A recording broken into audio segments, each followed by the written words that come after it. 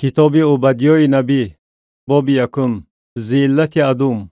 رویای عبدیا. خداوند خدا درباره ادوم چنین میگوید: خبری از جانب خداوند شنیدم که قاصد نزد خلقها فرستاده شده است. برخیزید و بر ضد وی برای جنگ برخیزیم. اینک من تو را در میان خلقها از همه خرد گردانیدم و تو بغایت منفور هستی. تکبر دلت تو را فریفته کرده است. تو که در شکاف‌های صخره ساکن هستی و مسکنت در مکان بلند است، در دل خود میگویی: کیست که مرا به زمین فرود آورد؟ اگرچه تو خود را مثل عقاب بلند میکنی و لانه خود را در میان ستارگان میسازی، من تو را از آنجا فرود خواهم آورد، میگوید خداوند. اگر دزدان یا غارتگران شب نزد تو می آمدند، تو چگونه ولنگار شده ای؟ آنها آخر فقط آنقدر که برایشان کفایت باشد می دزدیدند. اگر انگورچینان نزد تو می آمدند، آنها آخر بعض شنگل ها را باقی می گذاشتند. نعمت های عیسی چگونه کافت و کاف و گنج های نهانی او چگونه آشکار کرده شده است. همه اتفاق چیانت تو را تا سرحد بدر راندند. خیرخواهانت تو را در اشتباه انداخته بر تو غالب آمدند.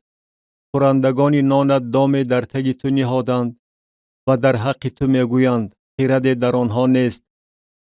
در آن روز آخر میگوید خداوند: من حکیمان را در ادوم و خیرد را از کوه عیسی محو خواهم کرد و بهادران تو ای تیمان به هراس خواهند افتاد، تا که هر یکی از کوه عیسی از کشتار نیست و نابود گردد.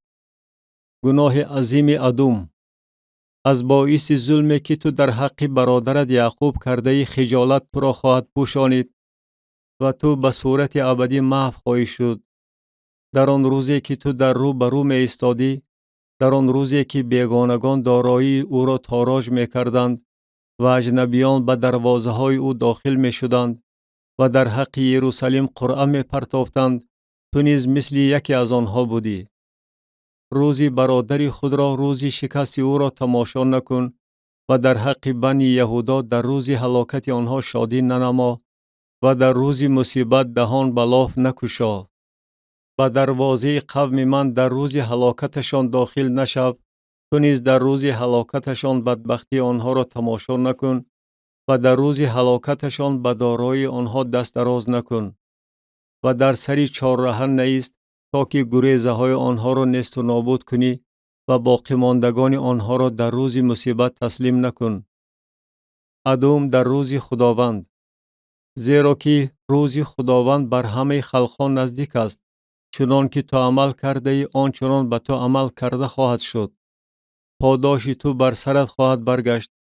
زیرا چنان که بر کوه مقدس من نوشیده اید، آنچنان همه خلقها همیشه خواهند نوشید و نوشیده فرو خواهند برد و طوری خواهند شد که گویا مطلقا موجود نبودند. نجات بر کوه سیان. ولی بر کوه سیان نجات خواهد بود و آن مقدس خواهد شد و خاندان یعقوب میراث خود را تصرف خواهند کرد و خاندان یعقوب آتش و خاندان یوسف علنگه و خاندان عیسی کاه خواهند برد و در داخل آنها در گرفته آنها را خواهند سوزانید و بقیه از خاندان عیسی نخواهد ماند، زیرا که این را خداوند گفته است. و اهل جنوب کوه عیسی را و اهل پستی زمین فلیشتیان را تصرف خواهند کرد و صحرای افرایم و صحرای سامریه را تصرف خواهند کرد و بنیامین جلعاد را. و اسیران این لشکری بنی اسرائیل زمین کنعانیان را تا صرفت تصرف خواهند کرد و اسیران یروشلیم که در سفارت می باشند شهرهای جنوبی را تصرف خواهند کرد و نجات دهندگان به کوه سیان خواهند برآمد، تا که بر کوه عیسی داوری کنند و ملکوت از آن خداوند خواهد شد.